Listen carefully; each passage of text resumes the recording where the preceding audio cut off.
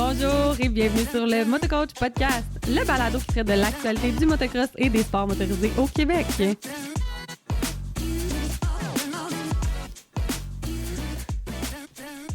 On start ça avec un nouveau podcast de Motocoach Podcast. Jess, comment ça va? Ça va bien, toi? Ça va bien, ça va bien.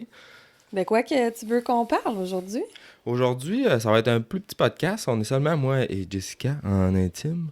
Et puis, on va parler d'un sujet qu'on se fait poser beaucoup de questions via motocoach.ca. C'est l'introduction. À quel âge débuter, dans le fond? Les étapes à suivre pour débuter le motocross, dans ce cas-ci, qu'on va parler plus. Peut-être qu'on pourrait dériver un peu sur d'autres sports aussi. Mais comme le motoneige, par exemple, le snowcross, on a parlé un peu. Mais en gros, c'est pas mal ça.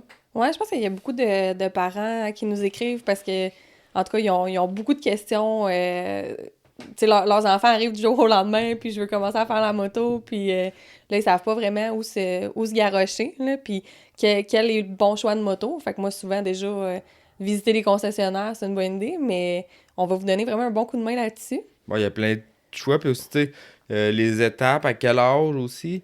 Puis les courses, comment l'introduction peut-être aux courses. On va faire un autre podcast là-dessus. Mais vraiment plus par rapport aux étapes, je pense. Puis les âges pour les petites motos. Fait que premièrement, Jess, toi, tu avais écrit un blog là-dessus qui est disponible sur motocoach.ca dans la section blog motocross. Oui, parce que moi, c'était la question qui revenait vraiment le plus souvent, là. C'était à quel âge est-ce que je peux faire commencer le motocross à mon enfant? Là, je vous entends là, crier 2 ans puis 3 ans dans vos chars, puis 4 ans. Là. Je sais que il y en a plusieurs qui ont fait commencer leur enfant jeune, puis vous trouvez que c'est la bonne affaire à faire, puis vos jeunes sont rendus probablement super bons. Mais il y a différentes écoles de pensée. Moi, c'est pas nécessairement qu'est-ce que je recommande, dans le sens où on voit plein de jeunes. C'est sûr que quand tu viens d'une famille de motocross, ton jeune, il passe déjà ses fins de semaine sur les pistes.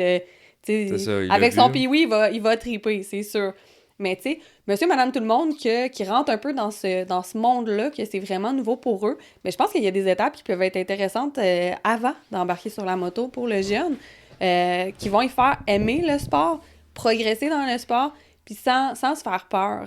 Parce qu'on en a vu, là, on donne les deux des cours un petit peu, puis les jeunes, ils viennent, puis ils ont pris une fois une débarque, puis après ça, tu passes des mois à essayer de casser ça, cette crainte-là. Là. Puis aussi, tu sais, chaque jeune, c'est vraiment différent d'un à l'autre. Là. Il y en a qui vont avoir peur du bruit, il y en a d'autres qui sont juste pas rendus là aussi. Là. Il y a mieux jouer dans le sable à côté du bicycle. Puis tu sais, on le voit des fois sur la gate à piste Pee-Wee, tu vois les jeunes, ils débarquent de leur bike, puis ils s'amusent ils s'amusent à jouer dans la terre. Ben oui, exact. Au lieu de... Tu rapproches peut-être ton micro un peu, Jess. Au lieu d'être focusé puis d'être concentré sur sa moto. Fait que y a ça. Puis, tu sais, les Pee-Wee, là, les petits Yamaha PW50 avec les petits trous, là, moi, je suis vraiment pas pro. Anti-petit trou, toi. Ah, vraiment, parce que je trouve que c'est tellement dangereux. C'est dangereux pour le jeune parce que des fois, tu les vois monter des phases de saut. Puis combien de fois j'ai vu ça? Le jeune, il arrive avec son petit Pee-Wee, il monte un saut. Là, ça vient comme... Mettons, c'est pas tout le temps à droite, une piste de moto, on s'entend. Les deux petits trous, il accote, la roue, elle accote plus. Le jeune est pogné en haut, puis la moto elle se met à redescendre, à reculer, ça déboule. Ça fait tout le temps. Puis les jeunes sont pas tout le temps conscients aussi de la largeur des roues, fait qu'ils roulent avec ça. Il y en a qui roulent vite, là, beaucoup trop vite. Ils roulent avec ça super vite, les roues, ça accroche dans les autres motos. Mais, en tout cas, les petits trous pour les motos, là, je suis vraiment pas pour ça. Là. Si ton jeune a besoin de petits trous pour la moto, il est peut-être juste pas rendu là. Ouais, c'est ça. Je pense qu'il y a d'autres étapes avant. Puis, tu sais, comme je l'avais marqué un petit peu dans l'article, déjà, au niveau de la loi, là, présentement, ben, il n'y a pas vraiment de restriction à faire commencer ton enfant jeune, que ce soit sur les pistes, les parcs récréatifs ou à la maison sur ton terrain. Fait qu'au niveau de la loi, t'es déjà pas... C'est ça, c'est un peu... Le monde, on se pose des questions souvent, mais vu que c'est un terrain privé, je pense que ça tombe comme dans une zone grise un peu, puis il n'y a pas vraiment de limite d'âge. Puis aux courses, ça commence à 4 ans, là, les courses de Pee-Wee. Je pense que c'est à partir de 4 ans là, que tu peux participer aux courses en PW50. Fait que ça commence jeune. Tout ce qui est sentiers de motoneige et tout, je pense qu'il y a des règlements, je pense que c'est 16 ans, ça te prend un petit cours et tout. Oui, c'est ça. C'est moins notre tasse de thé un peu, mais pour ce qui est des pistes de moto, il n'y a pas de Ouais. limite d'âge officiellement. Non, puis cet été, en plus, là, il y avait plein de oui-dire que ça prenait 6 ans, puis chaque piste faisait pas appliquer le même règlement, puis... Mais au final, à la fin de l'année, là, il y a eu comme un peu un consensus avec les assurances que, regarde, on va mettre 5 ans, mettons un peu le minimum là, pour les pistes de pratique. Mais en fait, à la maison, vous pouvez commencer un petit peu plus tôt sur le terrain, il n'y a pas de problème. Mais ça, c'était un flou, je pense, qu'il y avait eu, parce que, pour faire une histoire courte, c'est un nouvel assureur qui assure pas mal toutes les pistes de motocross au Québec. Puis, il est arrivé avec un peu ses spécifications. Les pistes de motocross, la plupart des pistes de motocross au Québec sont sanctionnées FQMHR. C'est la Fédération des véhicules hors route du Québec.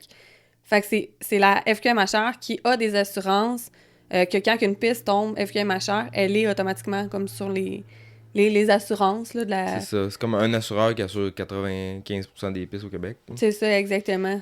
Fait que, puis c'est ça, c'était le courtier qui disait qu'on devait pas... En tout cas, le courtier ne recommandait pas de prendre des enfants en bas de 6 ans. Ouais, il y avait eu, au début de la saison 2023, il y avait eu ben des incertitudes là, par rapport à ça, puis aux âges. On espérait juste avoir des assurances tout court. Ouais, c'est ça, parce que on a passé proche à avoir un début de saison assez tranquille. Là, les assurances, un peu plus, il n'y en avait juste pas. Il y a à peu près un assureur qui va assurer ça. Fait que il faut que ça fonctionne. Puis tu sais, des fois, les personnes ils trouvent que sont sévères dans les parcs, tu sais, de pas marcher sur la piste, de suivre les groupes, de Pas embarquer deux sur la moto. c'est ça, tous ces règlements-là. Mais ça revient ça revient pratiquement au gros bon sens, oui, mais beaucoup aux assurances. Parce que si on parle les assurances au Québec pour les parcs et tout, là, c'est pas vrai qu'ils vont prendre le risque là, de se faire poursuivre, pas d'assurance, là, les parcs. S'il n'y a pas d'assurance, il n'y a pas de parc. Là. Non, c'est ça. Fait que non, faut... Puis en tout cas, c'est pas juste une question que le prix des assurances va monter, c'est carrément que les assureurs voudront plus assurer. Là. Fait que faut faire attention à ce qu'on fait. Mais sinon, c'est ça, à la maison, moi, en tout cas, qu'est-ce que je vous recommande, c'est commencer avec des vélos, tu sais, votre jeune, commencer avec des vélos d'équilibre, comme des striders, là. Fait que ça, déjà, ça apprend l'équilibre au jeune. Il va se propulser avec ses pieds. Fait qu'il n'y a pas encore à gérer sa poignée à gaz ou... c'est ça.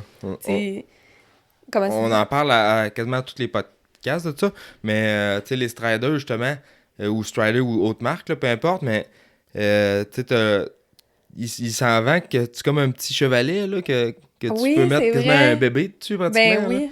Fait qu'il y en a qui, aussitôt que l'enfant est capable de se tenir un peu debout, ils mettent ça dans leur chambre, là, puis là, ils sont capables de comme se bercer dessus, si on oui, veut. c'est ça.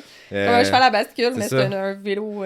Puis là, quand ils grandissent, ben là, tu peux mettre les roues. Je sais que surtout Strider, justement, eux autres, ils ont des accessoires qui permettent de faire évoluer. Tu peux acheter, je pense, des roues un petit peu plus grosses, des bancs plus hauts. Fait que c'est quand même capable de suivre le jeune une couple d'années. Là. Ça, c'est pas... Mais oui, exact. Puis toi, tu sais, je veux dire, ça te fait un jeune qui se promène des heures de temps sur ton terrain à se propulser avec ses petites pattes, que quand tu vas faire un tour du bloc, ben, il est capable de te suivre avec ses petites pattes avant d'être rendu capable de pédaler sur un vélo, tu sais, 2 roues. Fait que ça te fait vraiment une belle... Lui, il apprend son équilibre. Puis ma fille, elle en avait eu un, justement, c'était un petit strider de même.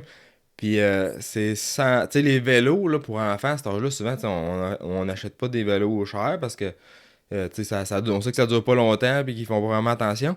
Puis là, puis même, tu sais, c'est tellement petit les jambes, fait que le pédalier est tout petit. Ça fait des vélos qui sont super bizarrement configurés puis qui pédalent pas bien. C'est difficile, là, pédaler ces petits vélos, là, le ratio comme de pédalier, de grosseur de bike. En tout cas, c'est... Puis il y en a des jeunes, justement, là, ces petits bicycles-là, okay, puis ils vont vite, là, puis ils montent les côtes, puis c'est quasiment épeurant à voir aller. Des fois, il y en a qui pognent vraiment de la rapidité là-dessus. Ouais, même chose avec le Stasic, que nous, ça serait pas mal notre deuxième... c'est la deuxième étape. Fait que, tu sais, une fois que ton jeune maîtrise le strider puis que tu penses qu'il est prêt pour la poignée à gaz, tu sais, vers ses 4 ans, ses 5 ans, le Stasic, dans le fond, c'est vraiment comme t'as une poignée puis t'as un frein qui sont comme une poignée de moto, mais ça a vraiment l'ergonomie d'un vélo. Ça ressemble à un vélo, c'est électrique. Fait que le jeune va mettre ses pieds comme sur ses petits pegs, puis il va pouvoir contrôler sa vitesse avec sa poignée. Il peut encore l'utiliser comme un strider quand il manque de batterie. Ouais, il y a moins ça, par exemple. Il aime moins ça. Là, ils sont plus enclins à retourner à cette étape-là. Non, vraiment pas. Mais tu sais, ça leur permet justement d'apprendre à contrôler la poignée d'accélération. Puis, tu sais, là, je me trouve fatigante parce que j'ai l'impression que je me répète, mais tu sais, décélérer aussi. Fait que c'est accélérer, décélérer. Après ça, commencer à freiner dans les virages parce que, tu sais, nous, quand on donne des cours, la première affaire qu'on voit, c'est que les jeunes ne freinent jamais, là.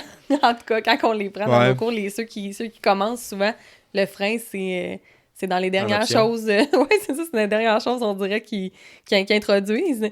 C'est vraiment... Un Stasic aussi, c'est vraiment plus léger qu'une moto. C'est pas bruyant, ça vibre pas. C'est vraiment moins intimidant. Ça dégage pas de chaleur non plus. Les risques de brûlure sont beaucoup moins présents. Exact. Puis, ça pogne la vitesse. Ouais, ben ça... Puis justement, peut-être on peut faire une petite comparaison parce qu'il y a, oui, le Stasic que nous autres, évidemment... tu sais, puis j'en ai déjà possédé un, j'ai déjà acheté un. Là, on en fait tirer un avec balancebike.ca. Mais il existe aussi une option qui est le Apollo que moi je vends via Cobra Moto Québec. Tu sais, je dirais que ces deux produits, tu sais, t'as le 12 pouces, t'as le 16 pouces dans les deux cas. Ça va vraiment être semblable au niveau de la configuration puis de l'utilité. Tu sais, c'est pratiquement la même chose, mais t'as un modèle qui est pratiquement plus que moitié prix, là, parce qu'on va se dire c'est quand même dispendieux, les petits Stasic. Mais t'es dans un autre gamme au niveau de la performance, puis tu sais, c'est vraiment, le moteur, il est vraiment puissant, il est fort, il va être comme un peu on-off. Là, tu parles Je parle de du Stasic. Stasic. Le Stasic, ouais, tu vas avoir une puissance qui est plus directe. T'as quand même trois modes pour l'ajuster, ce qui est très bien. Ouais, ça te permet de progresser, puis en plus, il y a... C'est ça. Puis si tu vas... Puis c'est comme un frein style un peu, c'est une strap avec un genre de tambour en arrière. Fait que sur le Stasic, le frein, il fonctionne comme seulement si tu roules par en avant. De la façon que c'est fait, c'est comme une trappe qui vient serrer sur un petit tambour. Fait que si tu recules avec le bike, tu freines, il est peut-être 80% moins efficace. Mais en vrai, ça change rien, puis ça occasionne pas de problème. Versus que le Apollo, lui, le 16 pouces, il va avoir un frein à disque en arrière. Donc, c'est un frein à disque standard comme un vélo. Au niveau de la puissance, l'Apollo, il va être vraiment plus soft. T'sais, l'accélération va être vraiment plus douce. Il est moins on-off, le feeling on-off, si on veut. Au niveau de la vitesse de pointe, je pense que c'est semblable, mais tu vas avoir un peu moins de torque. Mettons, on parle je pense que c'est en bas de 600 versus l'autre qui est à détail à 1399. Donc, tu as quand même une grosse différence de prix. Mais, tu sais, même à la limite, un jeune qui est moins habile ou moins habitué, il va trouver ça plus facile avec l'Apollo, probablement. Et puis, parce que le Stasic est vraiment fort. Tu sais, je l'avais déjà fait essayer avec les enfants de ma soeur qui sont pas du tout dans ce milieu-là. Puis le plus vieux, qui est un petit peu grand pour ces vélos-là, justement, mais pas d'expérience en moto, il a tombé sur le dos avec l'essayer, le Stasic, là. Fait qu'il est vraiment puissant. Donc, rien que pour faire une petite différence entre les deux modèles qui existent pour les portefeuilles, parce que, tu sais, là, c'est facile à nous autres à dire, bon, ben, c'est un Strider, un Stasic, un ci. Mais ça, tu sais, à un moment donné, tu sais, le budget, faut que ça suive aussi, là. Ben oui, c'est ça. Puis aussi, dépendamment de tes buts, là.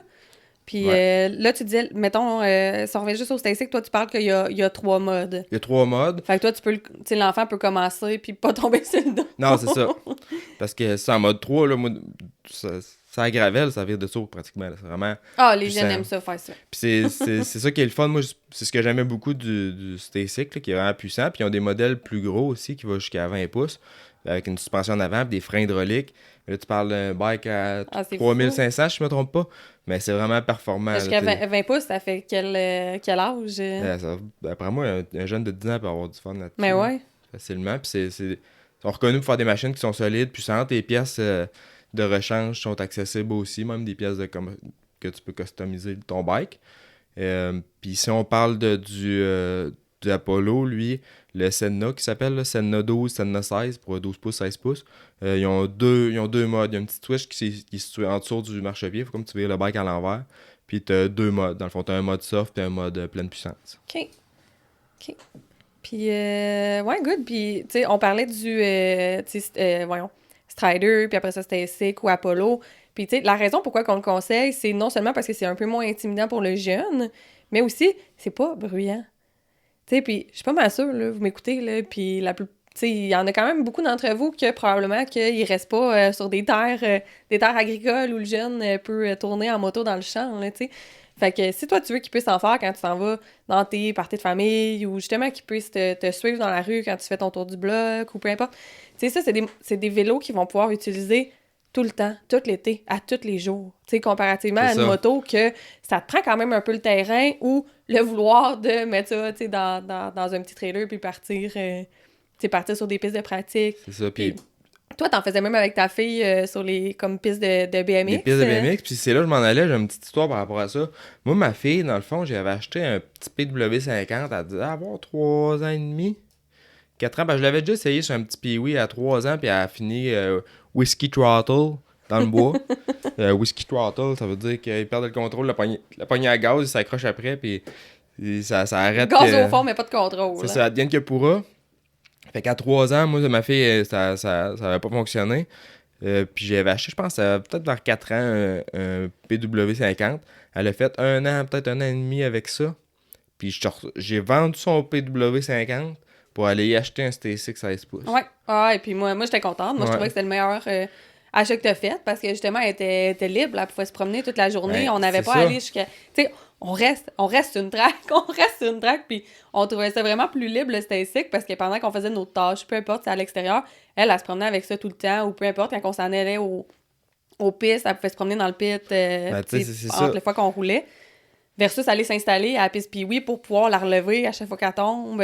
Puis tu passes 3 heures là à faire le piquet puis à regarder ton enfant. C'est ça, nous autres, on roule beaucoup. On roule les deux en plus, puis là, on est aux courses. Fait que quand on est aux courses, on peut pas être tout le monde, s'occuper de tout le monde en même temps. Puis je trouvais qu'avec son Pee-Wee, on n'en profitait pas parce que premièrement, quand tu vas en faire, ben là, c'est tout s'habiller, c'est de traîner la moto. Tu peux pas traîner ça dans une auto vraiment, là, c'est pas le best. T'as le gaz, c'est pesant. Fait que là, à chaque fois qu'elle veut en faire, faut qu'elle s'habille le gros kit, là, le gaz, le port, ça, réchauffe ça. Puis les motos, on dirait plus sont petites, plus c'est du trouble.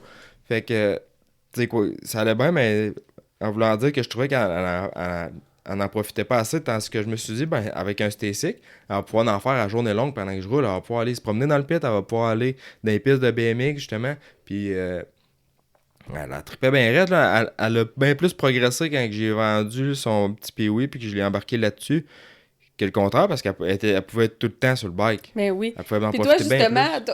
en tout cas, toi, tu voulais pas mettre des petits trous sur son Pee-Wee. Fait que, mais elle était pas capable, avec ses petites pattes, de s'arrêter puis de mettre sa patte à terre pour s'empêcher de tomber. Fait que, elle tombait souvent. Puis toi, fallait que tu cours après là, pour être sûr que quand elle veut arrêter, tu sois capable de la retenir. Ouais, fait que, tu sais, notre expérience, en tout cas, Marianne, elle a eu littéralement toutes les motos, tu sais, en bas d'une 65 là, qui existent. Là. Puis d'après moi, en tout cas, on a fait notre opinion sur le sujet parce qu'on les a toutes testées. Puis on est vraiment pour les vélos. Ben, c'est ça, peut-être. Mais non, c'est sûr que. C'est sûr que quand j'ai embarqué ma fille, moi, les petits trous, je voulais rien savoir. Puis en vélo, j'ai attendu qu'elle soit capable de rouler un vélo, pas de petits trous. Puis elle était capable de pédaler sur un vélo, pas de petits trous. Les petits vélos qu'on parlait tantôt qui pédalent mal en crise. Puis Marianne, elle voulait en faire quand c'était bien boité. Elle voulait en faire tout le temps. Puis, tu sais, au début, elle a fait 15 pieds à tomber. Après, ça en a fait 20. Après, ça en a fait 30. À un moment donné, elle a catché puis elle a décollé. Mais oui. Ça a peut-être pris 2 journées, mettons. Là, que c'était chaque plus enfant est différent, là, parce qu'il y aurait des enfants que les autres n'auraient pas... ils auraient tombé une fois, ils n'auraient pas voulu rembarquer. Là. Fait que, tu sais, au final, c'est vous qui êtes l'expert de votre enfant. C'est vous qui... Tu sais, nous, on vous donne des conseils, là, mais pour vrai, vous faites... vous prenez... vous écoutez qu'est-ce qu'on vous dit, puis après ça, vous prenez qu'est-ce que vous pensez qui fait du sens pour vous, puis vous allez avec ça, là. C'est ça. Mais... fait que c'est ça, puis après ça, ben, une fois qu'ils sont rendus là, ils en ont fait... ils en ont fait beaucoup. Ils ont vidé des tonnes et des tonnes de batteries. Ben là, après ça, c'est le temps d'embarquer sur les gros... en tout cas, sur les motocross. Qui sont pas mal à gaz, mais là, avec l'électrique de plus en plus. Puis justement, t'as KTM qui vient de sortir un nouveau vélo. C'est une moto. Une moto électrique, grosseur à peu près Pee-Wee. Je pense, je l'ai pas vu en vrai, j'ai seulement vu des photos. Mais tu vois que c'est un marché qui se développe parce qu'il y a de la demande. Fait que ça, c'était intéressant, mais après Parce qu'à ça... date, dans le 4-6 ans, là, tu sais, ils sont pas mal sur des Pee-Wee, là. C'est ça. Puis tu sais, un Pee-Wee, là, c'est bien beau, là, ça coûte pas cher à l'achat, tu sais, même neuf, je pense que c'est comme 2000$. Mais c'est le même bike, ça fait Ouais, c'est pour ça qu'ils 30 perdent ans. pas de valeur. C'est ça fait peut-être 30 ans qu'ils ont la même plateforme de moto. Ça change pas, ça a les suspensions, c'est un gros zéro. Le moteur, c'est vraiment de base. Tu sais, ça fonctionne. L'ergonomie, tu sais, aussi. Ouais, sûrement justement que les STSC ont un centre de gravité, en tout cas, qui se rapproche plus d'un petit motocross que d'un Pee-Wee, tu sais. Ah, Le Pee-Wee, d'après moi, il est plus loin d'un 50cc. c'est des drôles de bikes. Puis, tu sais, Yamaha, je suis certain que ils mettraient un peu d'argent dans le développement de ces bikes-là, puis ça leur reviendrait, parce qu'à un moment donné, si c'est pas eux autres qui le font, il y en a d'autres qui vont le faire, j'ai l'impression. Puis ça va probablement être électrique avec ce qu'on voit qui s'en vient, parce que Ouais. les grosses motos électriques, on n'est peut-être pas encore rendu là tout à fait, mais dans les petites motos, là, c'est super. Puis tu sais, t'as les KTM, justement, qui ont des modèles de compétition équivalents au 50cc électriques, qui sont... Puis quand je dis KTM, là, je mets KTM, Husqvarna, Gaz dans le même panier. Euh, qui ont des modèles électriques qui sont très performants. T'as Cobra qui en a un aussi électrique il est très dispendieux par contre. D'ailleurs, on travaille sur un petit quelque chose, un projet top secret avec Cobra. J'en parlerai Il est pas. pas bon dans les secrets. J'en parlerai pas plus, mais on a de quoi que ça en vient pour l'été. En rapport un peu avec ça. Puis je veux juste revenir ceux qui connaissent, tu sais, ceux que les termes, ça les mélange, là, tu sais. En gros, là, Pee-Wee, c'est les Pee-Wee de Yamaha, c'est la c'est première, tu sais, c'est la moto la plus, je sais pas, petite, là, mettons, sur le marché. Après ça, on va parler de 50cc mini ou de 50cc senior. Puis ça, il y a plusieurs brands qui en font. Ouais. Tu peux peut-être nous en parler un petit Ben, peu plus. plusieurs, Ouais. t'en as pas tant que ça quand tu regardes ça, parce que t'as KTM, si tu mets les trois dans le même panier, ben, Ouais, ça c'est te vient ça. d'enlever une coupe de compagnie. Mais ouais, fait que t'as le 50 mini qui va être vraiment l'étape après le Pee-Wee. Dans le 50 mini, on pourrait mettre aussi le Cobra CX50 Junior, qui est fait comme plus petit, moteur un petit peu moins performant. C'est le même moteur, mais il est un peu étouffé si on veut. Fait que ça, j'en ai un qui s'en vient, j'en ai jamais vu en vrai encore. J'en ai commandé un qui devrait arriver bientôt. Fait que j'ai hâte de voir ça. Sinon, ben, t'as KTM, Gas, Husqvarna qui ont leurs petits 50 seniors et puis junior. Mais c'est vraiment des beaux petits bikes, c'est performant, mais là, c'est vraiment un autre niveau versus le Pee-Wee. Là. Tu changes de planète complètement. Puis souvent, les jeunes, c'est quand même une adaptation à faire parce que c'est plus bruyant, c'est vraiment plus performant, puis c'est plus on-off aussi comme feeling. C'est une petite cloche centrifuge. C'est ça, la poignée est plus sensible. C'est ça. Puis peut-être on pourrait rajouter là-dedans aussi les Honda CRF50. Ouais. Parce que moi, ma fille, à sa fête de 6 ans, elle a eu ça un Puis petit... les TTR 50. Ouais, TTR 50. T'as toutes ces motos-là qui sont des motos on Trail, dit pas. là. Ouais, c'est ça. Mettons, si tu prends l'ensemble des motocross, on sépare souvent ça en moto de compétition puis en moto de trail. Fait que toute la gamme TTR, par exemple, chez Yamaha, c'est la gamme trail. Versus la gamme YZ, ça va être la gamme compétition. C'est la même chose avec Honda, tu vas avoir le CRF 250R, tu vas avoir le CRF 250F. C'est qui va ça, être toutes le les modèle marques de trail. ont leur gamme compétition puis leur gamme C'est ça, trail en fait que, général. Hein. Puis avec les motos de trail, puis c'est pas... tu sais, pour commencer, là, même souvent, pour les dames, c'est des motos qui sont plus douces au niveau de la puissance, suspension plus molle. C'est souvent un peu plus pesant, c'est des 4 temps. Pas nécessairement, parce que tu vas avoir une moto qui est plus petite en gabarit aussi. Fait que avec des pièces, les suspensions, au lieu que ce soit des gros poteaux, sont plus petits. Fait que la moto, elle va être plus légère, beaucoup moins d'entretien aussi au niveau du moteur. Souvent, tu vas avoir une moto c'est faite pour... c'est des tanks, là, ces motos-là, là, comme les TTR 125, là, c'est CRF 150F. Fait que les jeunes, aussitôt qui ont comme 5-6 ans, mettons 5 à 7 ans, ils peuvent s'en aller dans les versions qui sont plus compétition ou les versions qui sont plus trail. Puis ça dépend un peu de votre but au bout de la ligne, de votre capacité à faire de la mécanique peut-être aussi, de votre vouloir. Tu sais, ça dépend toujours de vos objectifs. En course, ça va vous prendre un modèle compétition, si c'est ça que vous souhaitez, pour avoir des suspensions qui sont capables d'absorber les jumps et tout. Fait que, tu sais, si, comme nous, tu sais, Marianne, avec le 50 de Honda, on trouve qu'elle a comme passé vite au travers parce qu'elle a progressé vite. Fait que vous êtes habitués, hein, vos enfants passent vite au travers de tout, on dirait. Ouais. C'est la même affaire. Il évolue tellement vite. Fait que quand je vous dis qu'elle a tout eu, elle a pas mal tout eu. Fait que nous, on l'a changé, mais ça peut être vraiment bon pour quelqu'un qui, tu sais, que le jeune commence puis qui est un petit peu plus vieux, mais qui commence. Fait que, tu sais, il a pas fait son étape Pee-wee, il a pas fait son étape CC ou peu importe avant. Fait que ça peut être vraiment bien de commencer avec des motos de trail. Mais si il a fait, tu sais, toutes les étapes qui est déjà à l'aise, ben la prochaine étape, ça peut être une poignée qui est plus prime. Il est rendu là, probablement. Puis on peut aller vers des modèles de C'est compétition. ça. Puis comme tu dis, je pense que c'est vraiment important de cibler qu'est-ce que tu fais avec la moto. Parce que si les parents, vous faites beaucoup de trail, 80% de la trail, puis de temps en temps, vous allez à la track, même pour vous autres, d'avoir une moto qui est acheter un full cross pour faire de la trail, c'est vraiment pas la patente, là. Puis tu fais de la trail, tu fais-tu de l'extreme enduro ou bien tu fais plus de la promenade ou tu sais. Fait que le choix de la moto va être important, plus performant, plus fort, veut pas dire plus le fun. Puis pour revenir un peu au CRF 50, ma fille, c'est ça, on y avait acheté ça au début de l'année, puis elle a passé au travers vite, sauf que qu'est-ce que j'ai trouvé bon de cette moto-là, moi, c'était d'apprendre à shifter parce que c'est une moto qui est semi-automatique oui, ben oui. versus les autres. Fait que là, elle se retrouvait, t'as un Pee-wee, t'as pas de commande au pied. Fait que t'as aucune commande au pied, t'as pas de frein au pied. Fait que t'as les deux freins au volant comme un peu un vélo. Avec le CRF 50, elle se retrouvait avec un frein au pied à droite, un shifter à gauche, c'était 3 ou 4 vitesses, je me rappelle plus, semi-automatique, avec un frein au volant. Fait que ça lui a permis de peu s'acclimater avec Fait ça. que semi-automatique, c'est qu'il n'y a pas de clutch. Fait qu'elle peut enclencher sa vitesse pendant qu'elle est arrêtée. C'est 3 vitesses, ouais. Puis c'est des motos qui sont super torqueuses. Fait que justement, pour faire la trail, avoir été quelqu'un qui fait de la trail, puis on va faire des petits trails et tout, ça aurait été mieux que de la switcher. Parce que là, nous autres, on l'a switché pour un petit Cobra 50. Puis ça n'a pas été un switch facile. Parce que surtout, avec le Cobra, c'est une clientèle qui est vraiment en compétition, mais devant le peloton. C'est les motos qui sortent le plus de moteurs d'origine. Fait que c'est vraiment puissant, ça a des clutches hauts, très agressif comme conduite. Puis c'était plus haut les suspensions. Au niveau des suspensions... La moto en elle-même était vraiment plus haute, là. Ça y a pris du temps. Plus haute. Le problème avec le CRF 50, c'est que les suspensions, elles sautaient, puis les suspensions, elles cotaient dans le fond tout le temps. Avec la Cobra, elle n'avait pas ce problème-là, mais elle a quasiment perdu de la vitesse. Je dirais même qu'elle a perdu de la vitesse en embarquant sur le Cobra, parce qu'elle avait comme peur un peu de la moto puis de la puissance. Là, il y a des trucs.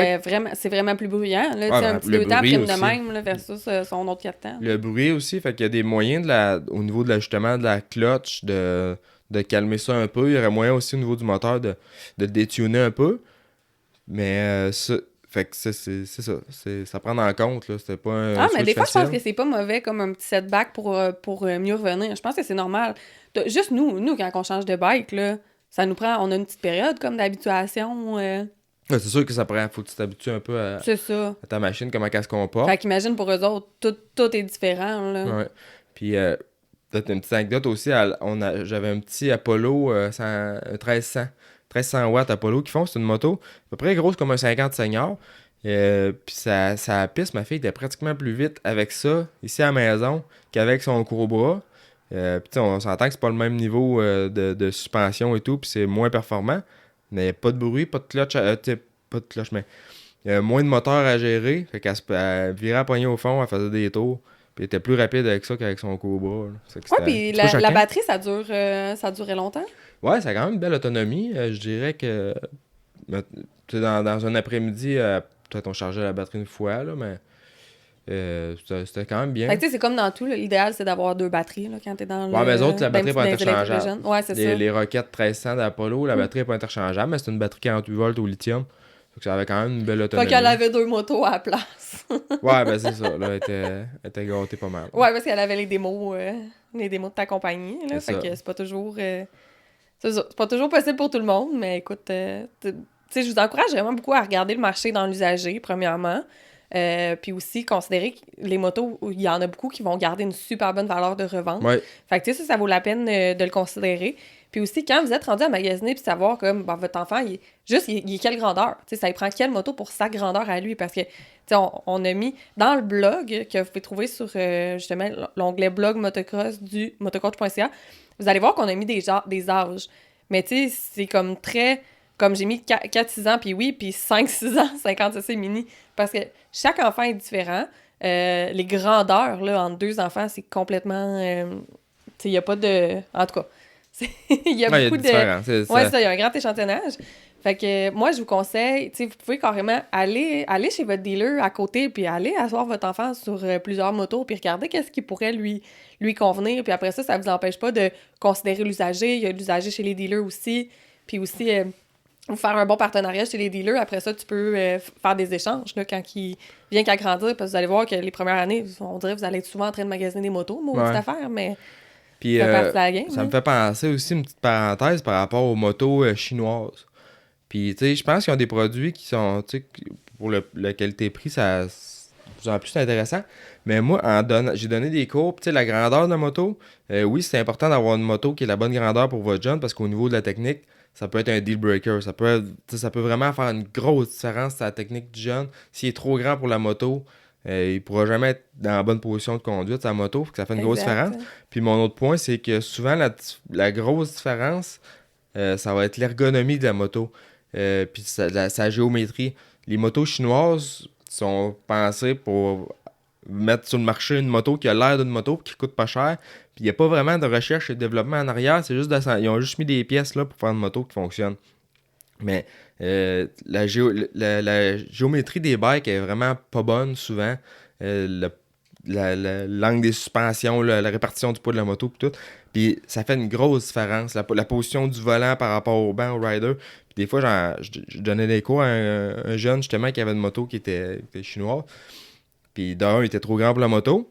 De deux, tu t'assois sur la moto, le devant, il roule comme un chopper dans le sens que le cul écrase, le devant il reste haut, le volant il est trop comme reculé, trop haut. Ah, fait que le jeune il prend des mauvais plis qui après ça sont durs à corriger une fois qu'il arrive sur une moto. C'est pratiquement impossible la façon que la géométrie de la moto est faite de rouler debout et être confortable. Ouais, puis aussi, c'est des motos qui vont perdre énormément de valeur de revente. Ouais.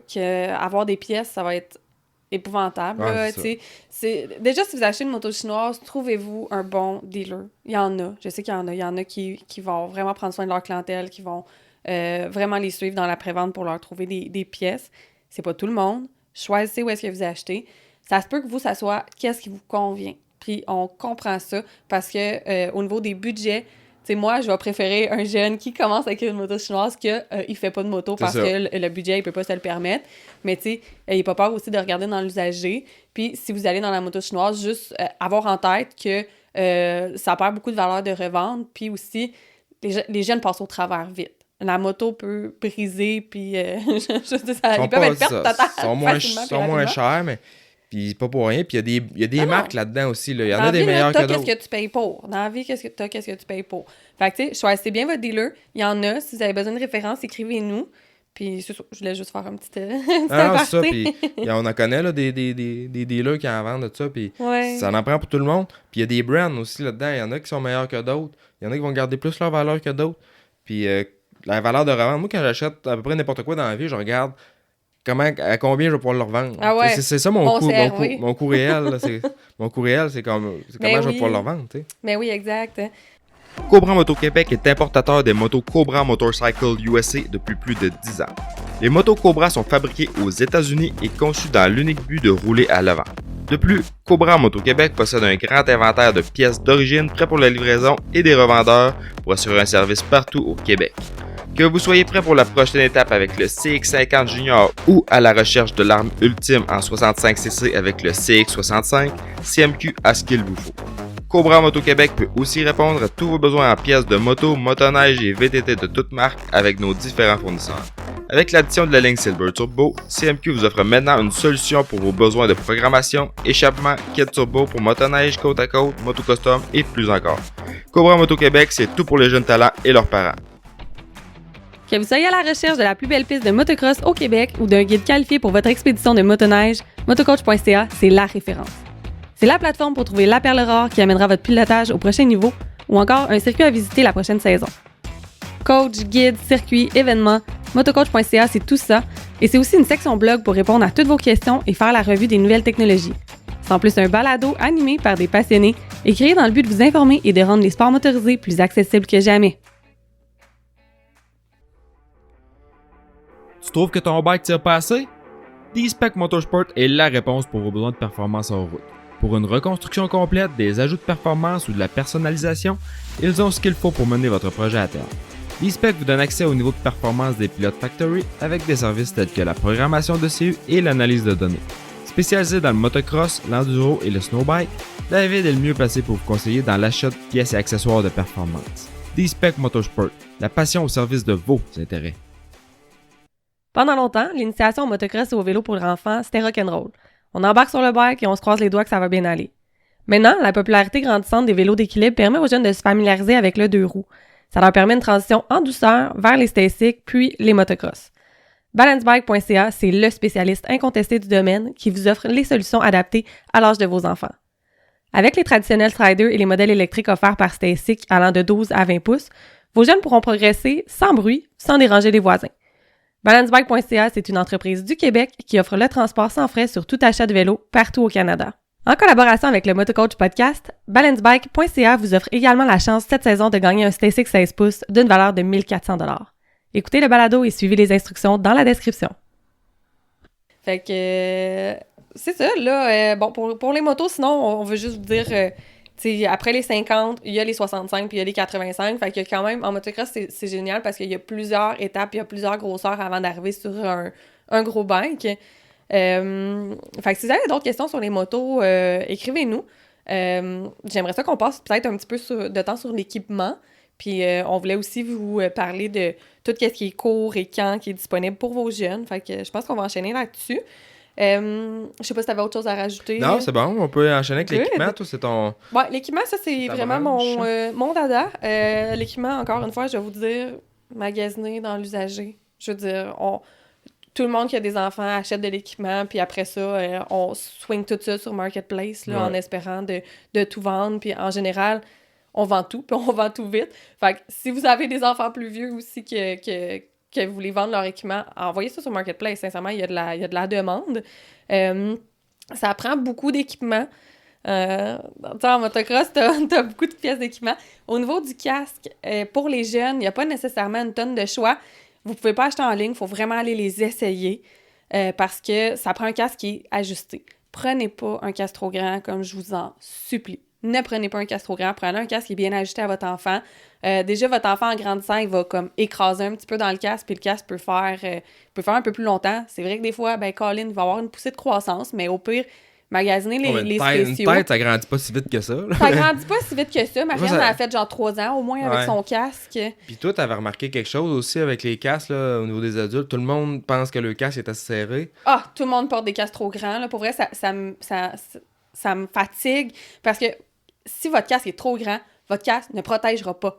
Si un casque trop grand protège moins qu'un casque qui a 15 ans ses tablettes. Tu protège moins qu'un vieux casque. C'est ça, le fit est la plus importante. C'est plus important que le matériel en quoi ton casque est fait ou la marque de ton casque. Le fit, c'est vraiment ce qui est le plus important. Au niveau du fit, faut, mettons, comme adulte, là, je vais vous donner vos cues, faut se sentir appuyé partout autour de tête, mais pas avoir des points de pression qui sont dans des endroits vraiment précis. Comme un point de pression au front, ça veut dire que votre casque est juste pas fait assez ovale pour votre tête à vous. Ouais, ça m'est déjà arrivé, ça, justement, de mettre un casque sur ma tête, puis tu sens vraiment qu'il te serre le front, c'est une barre dans le front. Une place, c'est ça. Fait que ça, vraiment, là, c'est... Dès que vous essayez un casque, la première chose sur laquelle vous concentrez, c'est vraiment la tête. Mais il doit être un peu serré. Que tu te dis, Colin, il est serré. Tu sais, c'est pas sûr. Quand tu sens les joues un peu. C'est ça. Puis... Prochain cue, là, c'est... Tu devrais pas être capable de mâcher de la gomme avec un casque. Il faudrait que tes joues, pas ils rentrent par en dedans, mais ils frottent sur tes dents. Moi, j'appelle ça là, une petite face de chipmunk. Là, quand t'as l'air d'un écureuil dans ton casque, parfait. Ton casque va s'agrandir. Tu vas suer, tu vas avoir chaud dedans, tu vas le porter pendant des heures de temps, ton casque va s'agrandir. Puis souvent, une des premières raisons pourquoi les gens vont au magasin un casque, c'est parce que leur vieux casque est rendu trop grand. En moto, on le voit plus souvent. En motocross, c'est sûr que des fois, on s'est juste tapé la tête à terre. Là. Ouais, ben t'as les chutes aussi. Puis justement, t'as l'IAT, là, je sais pas si pour les casques de jeunes, ça fonctionne aussi, mais ils ont un système là, qui viennent d'intégrer.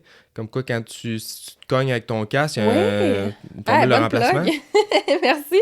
Mais oui, avec l'IAT, dans le fond, si ton casque a eu un impact avec ta tête dedans, là, si toi, tu as eu un impact, t'es tombé, tu t'es cogné la tête, tu peux écrire sur le site de l'IAT, je pense que c'est le .com, là, pas le .ca, je pense que c'est le .com.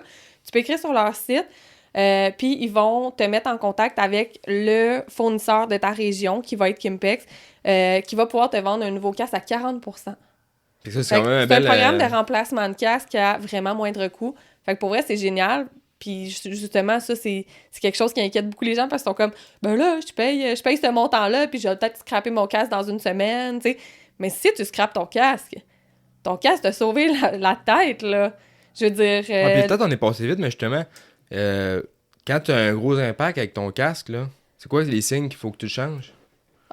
Si t'as... Pour vrai, moi, c'est plus les signes à ta tête, là, d'habitude. Là. Ouais. Si tu te cognes la tête à avoir un mal de tête, là, change ton casque. Parce que des fois, regarder le casque, ça peut être dur à voir. Ce que tu peux faire, c'est enlever tes liners à l'intérieur puis regarder ton... L'EPS, dans le fond, c'est la mousse là, qui est à l'intérieur du casque. Regardez si elle est vraiment craquée. S'il y a des signes là, que ta tête a enfoncé dans le casque. Si la mousse a des signes de déformation. Oui, à l'intérieur. Puis à l'extérieur, c'est aussi même chose, le si est craqué. Mais tu sais, des fois, ça peut craquer. Je veux dire, tu peux l'avoir cogné sur...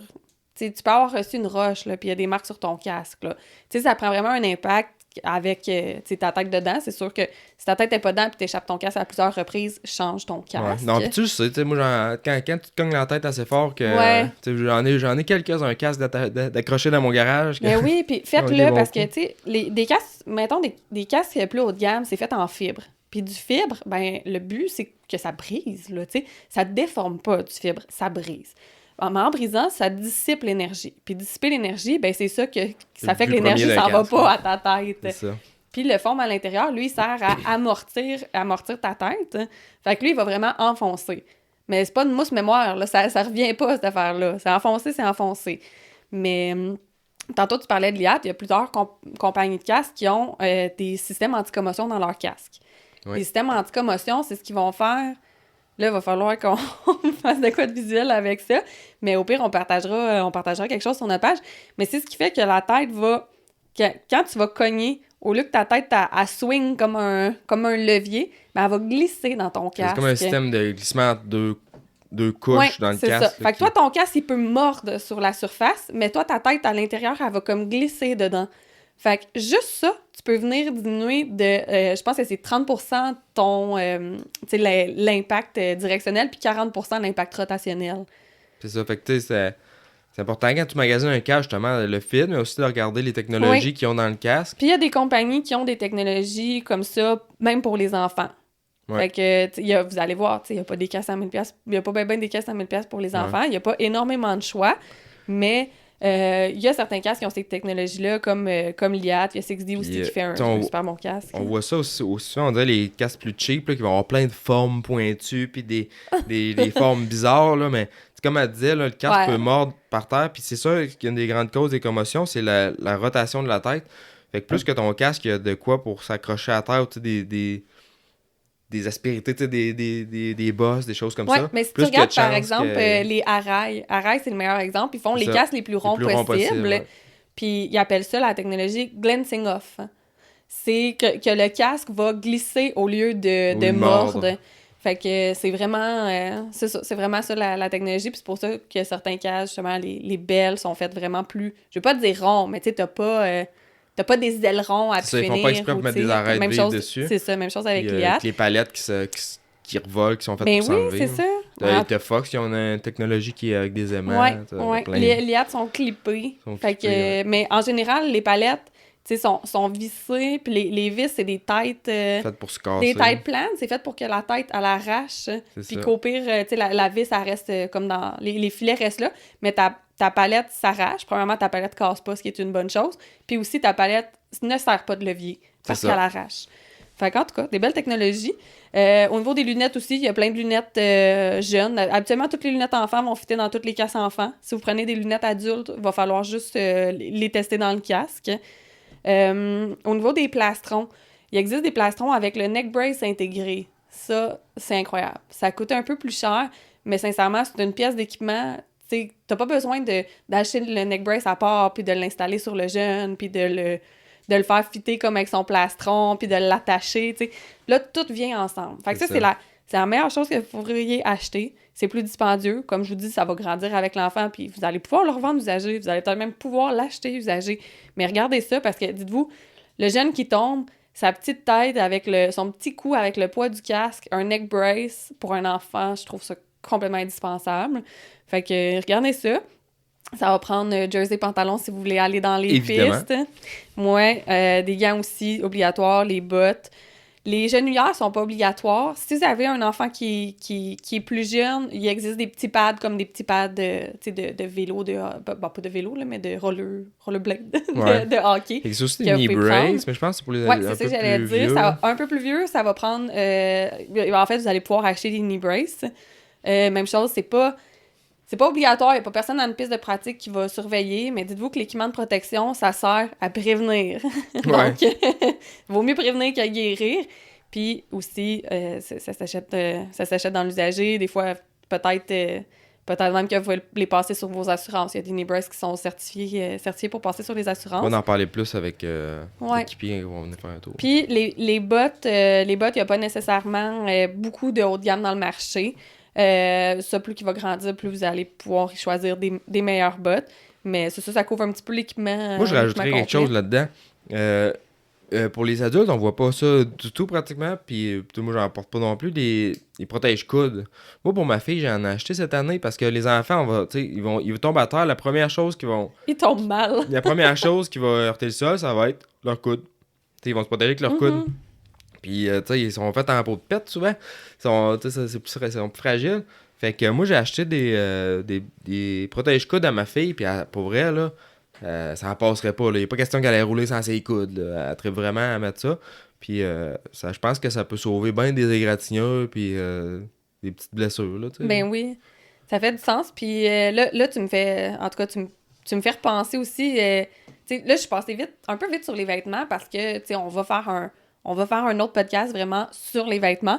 Mais si je pense vraiment spécifiquement aux jeunes, comme je vous disais, le plastron avec le neck brace, puis les lunettes, je choisis vraiment des lunettes qu'ils vont aimer. La plupart du temps, les jeunes, ils vont peut-être trouver ça beau, les lunettes teintées, mais ce qu'ils vont vraiment porter, c'est des lentilles claires. Soyez sûr qu'il y a une bonne lunette, pas une vieille lunette toute graffinée que vous allez trouver dans vos armoires parce qu'il ne voudra pas porter ses lunettes. Puis des lunettes, c'est super important. Ouais, puis en général, là, lentilles claires, là, c'est go-to. Là. Ouais. Les lunettes, t'as des lunettes teintées ou avec des miroirs, là, autant ça aligne des pros, il n'y a pas grand monde qui ont ça. Non, c'est ça. Fait qu'en tout cas, je vous recommande vraiment choisir une bonne lunette pour qu'il ait envie de les porter.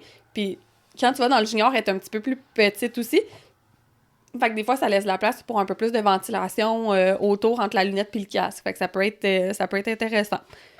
Fait que c'est ça, si vous avez des questions pour l'équipement, écrivez-nous, ça va nous faire plaisir. Puis bon, là, une fois que notre Jen, il a sa moto, il a son équipement, il fait quoi? Fait quoi, là, comment on commence? Moi, je pense, on va parler des camps parce que de plus en plus, ça devient beaucoup populaire. Puis je pense que beaucoup de parents qui envoient leurs enfants dans les camps de jour de motocross, que les pistes, on pense à Tring, qu'on va recevoir d'ailleurs, qui pourront nous en parler. Ils ont un beau camp de jour, à Deschambault, qui ont un camp de jour... Depuis longtemps. Mais eux, c'est-tu un camp de vacances? Parce que je sais qu'il y avait des dortoirs. Hein? Je sais pas si ça a changé. Ouais, ils ont déjà eu des dortoirs. Ouais, ils ont des dortoirs. Ils ont des camps là-bas, ça, que c'est même pas des camps de jour. Là. C'est vraiment des camps de vacances. Fait que c'est quoi? C'est un mouvement qui est en progression, ça, au Québec, les camps, puis c'est pour le mieux. Fait que là-bas, souvent, ils vont avoir des cours un peu, mais ça va peut-être être moins, de ce que j'en ai compris, en tout cas, de mes jeunes qui sont allés, ça va être moins aussi, moins poussé que vraiment technique et tout. Ça va être plus de rouler puis se faire du fun, puis tu sais, c'est ça qu'on veut au final. Ben, t'as les deux styles, parce que je pense que Tring font vraiment aussi des camps, en tout cas, avec des niveaux plus avancés. Je pense qu'ils ont vraiment plusieurs niveaux. Puis, pour les connaître plus, eux en particulier, je sais qu'ils sont... En tout cas, les jeunes adorent y aller. Là. J'ai que des bons feedbacks. Puis il y en a aussi, ils en prennent des plus vieux. Là, ils en prennent ça, ils ont comme des camps style là. élite, puis Deschambault aussi. C'est ça. Si on parle vraiment des camps d'enfants, ça va plus ressembler à ça. Mais la première chose que je ferais, c'est pas d'envoyer ton gars à un cours privé 2 fois par semaine, vraiment technique et avancé, parce que surtout à un jeune âge, ils vont trouver ça lourd à longue. Là, ils vont à l'école, ils arrivent le soir, puis il faut qu'ils refassent des cours, 2 heures de cours de moto, déjà ils sont brûlés. Puis là, tu le mets 2 heures de cours 1-2 fois par semaine, là, ça marche pas souvent. Fait que ça, les camps, tu t'en vas là, t'es avec des amis, tu te fais plein d'amis, tu sais, ils vont se baigner dans l'après-midi, ils vont faire de la moto dans l'avant-midi, ou tu sais, fait que les journées sont super variées, c'est super ludique. Pour eux, ils vont associer le motocross à quelque chose de vraiment le fun. C'est ça. Puis, tu sais, puis je pense que tu peux prendre pas beaucoup de semaines ou plusieurs semaines. Là. Je pense qu'il y a vraiment différents forfaits. Où je m'en allais, tu sais, avant ça, c'est vraiment... Je m'en allais avant que Jessica m'interrompe. Avant que Jessica m'interrompe, Ouais, ça, j'avais une désolée. idée, là, j'ai failli la perdre, je me rappelle. Tu sais, c'est de... Un coup, ton enfant il est prêt, t'as son kit, il a commencé en moto. En début de saison, tu sais, de payer un cours avec en privé ou en semi-privé, tu sais, de quoi pour les techniques de base. Tu sais, juste apprendre les techniques, c'est comment rouler. Ben oui. Puis on a fait, justement, j'ai coaché, puis toi, t'étais là aussi, Jess, c'était à la piste Saint...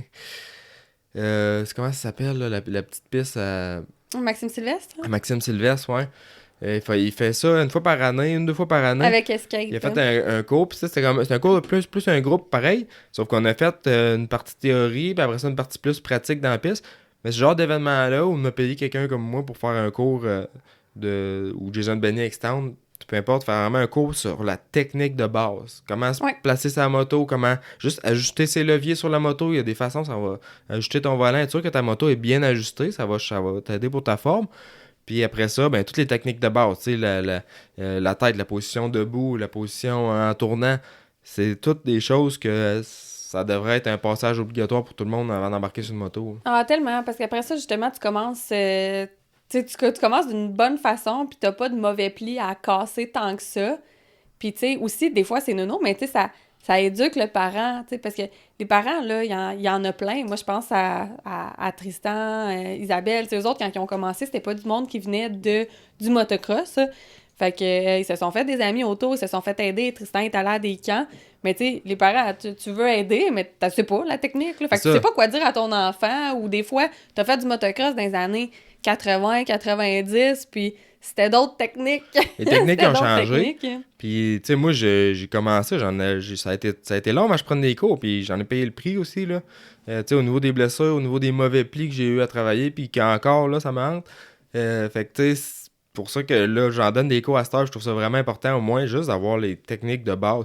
Puis, à la limite, là, tu sais, on parlait de budget, là, si vous n'avez pas les moyens de payer ça, sur Internet, là, il y a une foule de vidéos qui montrent comment les positions... il y a des vidéos en français aussi. Quelques vidéos en français, beaucoup en anglais, c'est plus facile à trouver, c'est sûr, mais sur TikTok et tout, moi, je m'enfarge là-dedans, les vidéos de technique. Fait que, je rêve que Rémi en fasse, puis il veut pas en faire. Fait que si vous voulez que Rémi en fasse, dites-lui, s'il vous plaît. Il y en a tellement qui existent sur Internet déjà, fait que, mais ça, c'est vraiment important, la position de base, puis tu peux pas pratiquer, tu peux pas renforcer ce comportement-là si tu le connais pas, tu peux pas pratiquer. Quand tu roules, faut que tu roules en essayant d'améliorer quelque chose. Moi, je me dis, j'essaie tout le temps de m'améliorer, mais si tu sais pas quoi travailler ou tu sais pas qu'est-ce qui est la bonne façon de faire, ben tu peux pas le travailler. Ouais, puis on en voit tellement, là. Tu regardes, mettons, la classe, genre débutant aux courses, là, ben tu sais, t'es capable de savoir qui a pris des cours puis qui a pas pris des cours dans cette classe-là, puis il y en a plein là-dedans que tu regardes, puis tu sais que ça fait peut-être 5 ans qu'il en fait, ou 6 ans qu'il en fait, puis il est pogné sur un plateau, là, puis il est pas capable de progresser. Il fait plein de jumps, mais il est pas du tout capable de prendre la vitesse. Fait que, tu sais, t'es aussi bien de commencer plus jeune, puis d'être bien starté, puis d'avoir aussi de partir avec la bonne technique, puis d'avoir l'amour de la technique, de comprendre à quel point c'est important, puis de comprendre qu'il faut travailler. Puis c'est sûr que quand ils sont jeunes, le cours va être adapté selon l'âge de l'enfant, puis sa capacité d'apprentissage, puis sa moto. Puis des cours, vous pouvez en trouver. Nous, vous pouvez aller sur motogauche.ca, dans l'onglet instructeur, vous pouvez faire trouver un instructeur. Vous allez être capable d'en trouver selon votre région. Puis sinon, à peu près, la plupart des pistes de motocross au Québec offrent des cours. Il y en a plusieurs qui offrent la location. Fait que ça aussi, là, je vais le dire, si vous êtes rendu jusqu'ici puis vous me dites, ben là, moi, j'en ai pas de moto puis j'ai vraiment peur de dépenser tout ça. Curieusement. Je sais pas. Hey! Tu vas me laisser finir. On s'en va à la même place. On s'en va à la même place. Non, mais je l'ai perdu. Qu'est-ce que tu m'as fait? Pas le dire. Vas-y. Pardon. Curieusement, qu'est-ce qu'on se fait demander, nous autres à Sainte-Julie, qui est vraiment... que je m'attendais pas. c'est que le monde, de plus en plus, ils veulent commencer. Ils ont des jeunes, ils veulent faire de la moto, ils demandent à faire de la moto. Ils me demandent pour des cours, mais ils n'ont pas de moto, ils n'ont pas rien. Oui, Parce c'est ça. qu'ils veulent, premièrement, ils veulent que l'enfant ait des cours avant, puis qu'ils voient s'il aime ça avant Ben, d'acheter c'est une ça. moto. Ils veulent savoir s'ils aiment ça C'est comme avant d'investir c'est tout ça. cet argent-là. Puis, puis moi, il y en a plein aussi qui m'écrivent, qui sont comme « Ah, j'aimerais ça offrir à mon garçon ça pour sa fête. » Fait que, oui, faites-le. Une gang d'amis, ils peuvent aller prendre un cours. Il y a plein de pistes qui offrent la location. Ils louent la moto, l'équipement, puis ça vient avec un petit cours, cours, hein. un cours théorique. Puis peut-être qu'à la fin du cours, ils peuvent continuer de faire quelques tours. Puis peut-être qu'il y a des pistes que une fois que tu as fait un cours là, après ça, tu peux louer de la moto sans faire de cours. Je pense que même c'est un petit cours au début, puis après ça, tu vas t'amuser. Là. C'est Comme à ça. Deschambault, là, ils vont faire, je pense, ils vont te montrer un petit peu les règles de base, puis après ça, tu pars, puis tu t'en Ouais. vas. Puis il y en a d'autres t'en que vas c'est avec vraiment ça. plus des cours privés. Fait que tu sais, c'est un encadrement privé. Puis tu sais, nous on en donne, mais on fait pas. C'est ça, on n'offre pas la location malheureusement. Ça nous est pas permis. Mais tu sais, en tout cas, on en a plusieurs là, qui commencent puis qui sont vraiment jeunes. Puis tu sais, quand ils ont 4 ans là, ben on va leur montrer un peu la technique, mais tu sais. Ils veulent tourner puis avoir du fun. Fait que, tu sais, ça va se faire Ouais, c'est ça que graduellement je avec voulais le parler temps. aussi l'âge, parce que Faut pas avoir trop d'attentes. à 4 ans, là, je pense que ça donne pas grand-chose, là, des cours, là. On s'entend que c'est juste qu'ils soient capables de rouler et tout, mais quand ils tombent sur des bikes plus de course, hein, des 50 mini, 50 seniors, puis là, ça va faire une grosse différence. Parce que moi, les jeunes plus vieux que j'ai, un peu en 65, 85, là, ils ont des mauvais plis souvent avec les pieds, les genoux, la position des pieds, la position des genoux, parce qu'ils se l'ont jamais Une bonne fait position dire. debout. Puis ça, c'est vraiment dur là, à casser après ça. C'est là. ça. Ils ont quasiment jamais une bonne position debout. Fait que non, ça, on recommande vraiment beaucoup les cours, que ce soit cours de groupe, cours privé ou les camps de jour. Vous pouvez les consulter sur notre site web ou directement au Puis pistes. d'ailleurs, je pense, là, peu de gens le savent, mais il y a une école dans le coin de Drummond qui a une option sport-études motocross. Que je pense que c'est Jeff Labranche qui est un des coachs là-bas. Fait que ça, moi, avoir ça quand j'étais jeune, là, ça aurait trippé bien raide. Tu vas à l'école, puis au lieu d'aller faire ton option sport hockey, par exemple, ben, tu t'en vas faire du motocross 2-3 fois par semaine. L'après-midi, ça va à la piste qui est pas loin.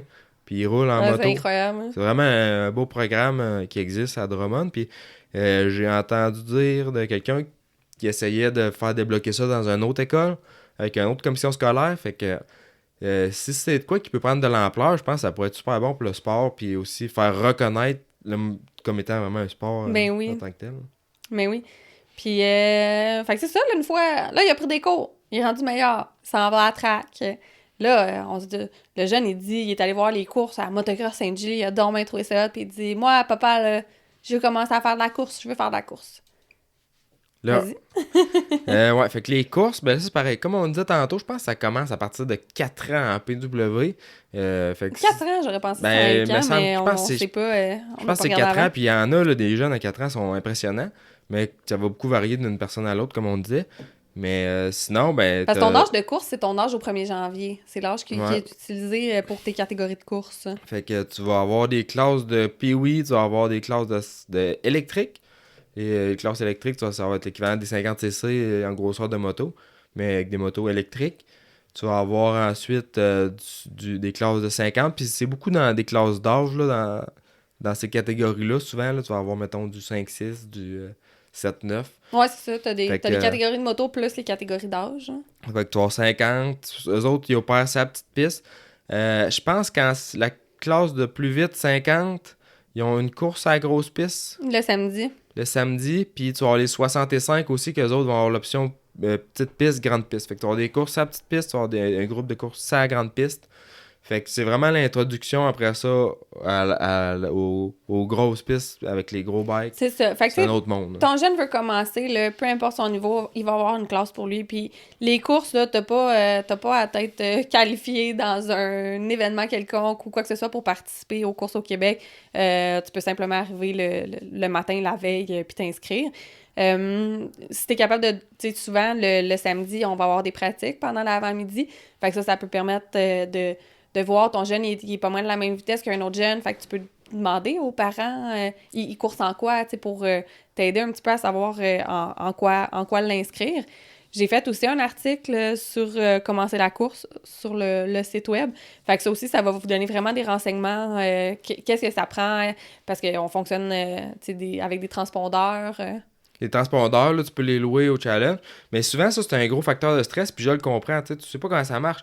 Faut-tu que tu sois inscrit tant d'avance? Faut-tu... Mais en général, là, si tu arrives à la piste de moto d'une course du challenge, on va parler du challenge parce que c'est ça là qu'on connaît le mieux. Tu arrives au challenge le vendredi. Le vendredi soir. Le vendredi soir avec ta moto, ton jeune, puis un peu d'argent dans tes poches. Tu vas tout être capable de faire là-bas, là, puis de t'inscrire, si t'as pas ta passe de membre, tu vas pouvoir la prendre là-bas aussi. À cette heure, c'est tout par Internet, ça se fait bien, puis je conseille de le faire par Internet. Mais si tu as des questions à poser, des fois, c'est plus facile de les poser en personne. Ils sont durs à rejoindre, là, on se fera pas de cachette. Fait que, tu sais, mais stressez-vous pas. S'il y a une course proche de chez vous, présentez-vous le samedi, à partir du samedi matin, vous allez pouvoir vous inscrire aux pratiques, vous allez pouvoir faire les pratiques. Oui, en arrivant sur place, on va vous charger justement les pratiques pour le lendemain, plus votre entrée. Puis quand vous allez pratiquer, il va y avoir d'innombrables parents sur place, comme vous, là, à qui vous allez pouvoir poser vos questions. C'est une communauté, hein, le motocross, fait que les gens sont super... moi, je trouve ça très avenant. Là. Je sais que, en tout cas, je passe pas beaucoup de temps sur la piste, puis oui, je pense que ça reste compétitif, mais pas dans les classes... C'est compétitif, mais tu sais, c'est pas dans les classes novices. Hein. C'est un esprit quand même qui est vraiment sportif, puis les parents sont beaucoup impliqués sur la piste, puis oui, c'est un peu les parents qui surveillent la piste souvent, tu sais, ben oui. Pas. Puis, on a autant de flagmen qu'on a de parents. C'est les meilleures personnes à qui poser des questions. Aller à la piste, parler aux autres parents qui en font de la course. Ils vont tous vous expliquer comment ça marche. Puis, écoutez, c'est pas compliqué au final, mais je comprends. Quand t'es pas là-dedans, c'est ta première fois, t'as 1 million de questions, puis c'est très normal. Ouais, mais commencez par aller lire mon article sur comment commencer la course. Si vous avez des questions, vous pouvez m'écrire aussi, parce que des fois, ça se peut que pour votre cas personnel, j'y ai pas répondu dans l'article. Fait que écrivez-moi. Vous pouvez écrire aussi sur le site web du challenge, puis sinon aussi, juste sur les pistes, vous allez être capable d'avoir des réponses à vos questions. Fait que votre enfant, demain matin, tu sais, moi, là, j'ai commencé la course. J'ai commencé à rouler aux courses. J'avais pas roulé, j'avais roulé, je pense, 2 semaines en Floride, puis après ça, j'ai commencé aux courses. Fait que, tu sais, c'est la même chose pour les jeunes. Les jeunes, tu sais, une fois qu'ils ont roulé un petit peu, ils peuvent commencer la course même en ayant un calibre qui est novice. Ça se peut qu'ils se fassent passer 3 fois par le meneur. Ouais, ça se peut très 3 bien. fois. Fait que, tu sais, gérer ses attentes. Mais... c'est ce qui est beau aussi de ce sport-là. Tu gagnes pas tout le temps, là. Puis, tu sais, Marianne, là, elle a commencé la course. Elle a trippé. Les 10 premiers. Oh, mon Dieu. Elle était sur le 2... Elle a fait sa première course à Issoudun. Elle était sur le 2e départ. Puis elle avait tellement hâte. Elle me dit, j'ai hâte d'entendre le son d'oiseau. Le son d'oiseau? Le son d'oiseau?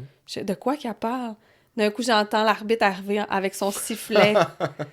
Elle avait hâte que l'arbitre siffle parce que ça voulait dire que sa course elle allait commencer puis qu'elle pouvait partir sa moto. C'était tellement mignon. Elle partait sur le 2e départ puis on y avait tout expliqué un petit peu les règlements parce que déjà, le matin des courses, il y a des pit meetings. Fait qu'ils vont expliquer les drapeaux, ils vont expliquer ce genre de choses. Fait qu'elle s'était fait dire qu'il fallait pas dépasser sur un drapeau jaune. Mais le concept de combien de temps que ça durait ça, elle avait juste arrêté parce qu'elle voulait pas dépasser le petit gars qui était tombé. Ouais, c'est vrai. Fait qu'en tout cas, c'était tellement cute. C'est beaucoup d'apprentissage, puis... Elle a adoré ça. Elle a fini 16e. Elle a vraiment adoré ça. Puis elle a, tu sais, elle dit, j'ai-tu gagné? Mais non, vraiment pas, mais tu sais, ils apprennent que, tu sais, il faut que tu mettes les efforts, puis c'est comme dans la vraie vie, tu sais, c'est une compétition, puis que le meilleur gagne. Ah, puis au cours, ils se font des belles amitiés, puis les parents aussi, vous allez tellement rencontrer de gens, puis... Tu sais, les fins de semaine, tu sais, vous allez faire des fins de semaine de course ou juste des fins de semaine de moto aux pistes, en camping, à faire des bons petits soupers sur le barbecue le soir pendant que les enfants jouent tous ensemble, à se faire des jumps dans le sable avec les vélos, avec les mini-motos. Belle communauté familiale. Ça, c'est des belles années. Puis, tu sais, oubliez pas, tu sais, pour finir, là, je vais vraiment vous dire, c'est des enfants. Vous voulez que vos enfants aiment ça. Traitez ça comme ça. Vous êtes le parent, vous n'êtes pas le coach. Soyez un parent. Soyez supporteur là, de votre enfant.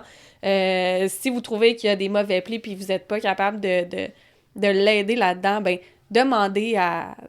Prenez des cours, puis ça va être le coach qui va le driller au pire, là. Mais tu sais, gardez une relation de parents, gardez une relation qui est sécurisante. Faut qu'il se sente en sécurité quand il est avec vous, que si vous lui dites de faire ci ou de faire ça, ça sera pas pour aller se planter, là. Fait que... ça, faut qu'il y ait du fun, faut garder ça le fun, puis tu sais, c'est vraiment l'esprit sportif, garder ça, de pas crier. Tu sais, on en voit des fois du monde qui sont vraiment intenses avec les parents, puis les résultats.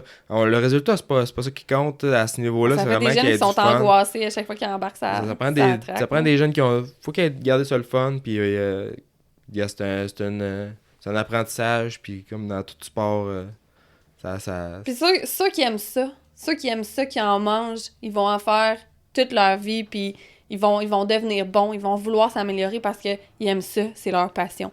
Gardez ça dans la passion. Puis on en voit aussi qui ont moins accroché, mais que leurs frères, mettons, ou leurs sœurs sont beaucoup là-dedans. Puis ils trouvent leur compte aux courses pareil, parce qu'ils se ramassent à faire le drapeau, parce que ça fait des belles payes pareil. Fait que, ils vont faire le drapeau, le petit frère est course, la sœur ça étend de moins, mais elle va faire le drapeau, elle va travailler pour le challenge plus tard. Il y a d'autres options qui sont possibles aussi à ce niveau-là. Là. Ouais. Fait que, en espérant que ça ait répondu à vos questions, puis s'il manque des choses, écrivez-nous pour la 8e fois que je vous le dis. Désolée. Puis un gros merci à tous les supporters du podcast. Yes, merci à Motosport D-Spec qui nous donne un bon coup de main. Fait que je pense que là, à cette heure-ci, le podcast avec David n'est pas encore sorti. Pas encore sorti. Fait que ça va être le prochain en liste. Allez écouter ça. Ouais, beaucoup d'informations pour ceux qui veulent du moteur, là, tous les conseils d'Aino, comment ça fonctionne, programmation de CU. On va parler de ça avec David. Les secrets de mécaniciens. Puis ça, la chance d'avoir un gars qui a travaillé dans des équipes de course factory, puis qui est maintenant il va annoncer ce qui est rendu. J'allais m'échapper, mais fait que non, ça va être intéressant. Donc, on se revoit pour un prochain épisode. Merci! Salut! Merci, bye!